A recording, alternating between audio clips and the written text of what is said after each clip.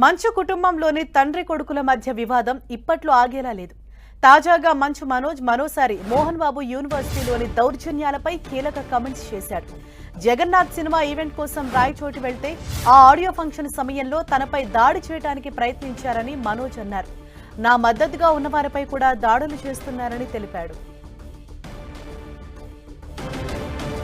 MBU పీఆర్ఓగా ఉన్న వ్యక్తి ఆడవాళ్లను target గా చేసుకుని ఈ పనులు చేస్తున్నారని మనోజ్ చెప్పాడు.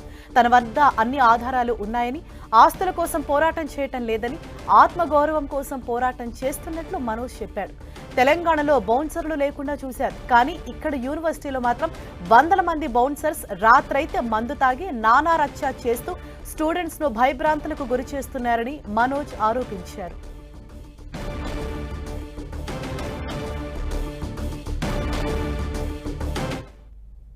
అని చెప్పి రాయచోటికి వెళ్ళడం జరిగింది. వెళ్ళి ఆ రోజంతా నేనంతా అక్కడ టైం స్పెండ్ చేసి ఈవినింగ్ ఫంక్షన్ చూసుకొని అక్కడ ఆ ఫంక్షన్లో కూడా నేను మాట్లాడడం జరిగింది. తొక్కుదామని చూస్తున్నారని. ఎందుకురా వీడు ఆడియో ఫంక్షన్కి వచ్చి ఇది ఒక ట్రైలర్ టీజర్ లాంచ్కి వచ్చి ఒక మంచి మూవీ ఫంక్షన్కి వచ్చి ఎందుకు ఇది అన్నాడు.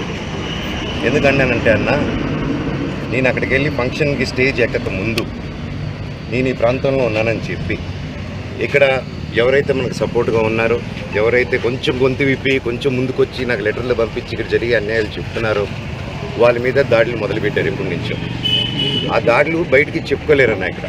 ఎందుకంటే ఎన్నో కోట్లు పెట్టి వాళ్ళ పొలాలు కొనుక్కొని కొంతమంది ఇక్కడే వాళ్ళ పొలాల మీద బిల్డింగ్లు కట్టుకొని ఎన్నో కోట్లు ఖర్చు పెట్టి లోన్లు తీసుకొని బిల్డింగ్లు కట్టుకొని వచ్చే డబ్బు మీద, వచ్చే ఫీజుల మీద, వచ్చే హాస్టల్ రెంట్ల మీద బ్రతుకుతున్నారు.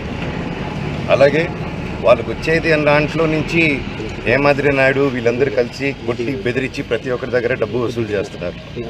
పర్ స్టూడెంట్కి ఇంత అని చెప్పి.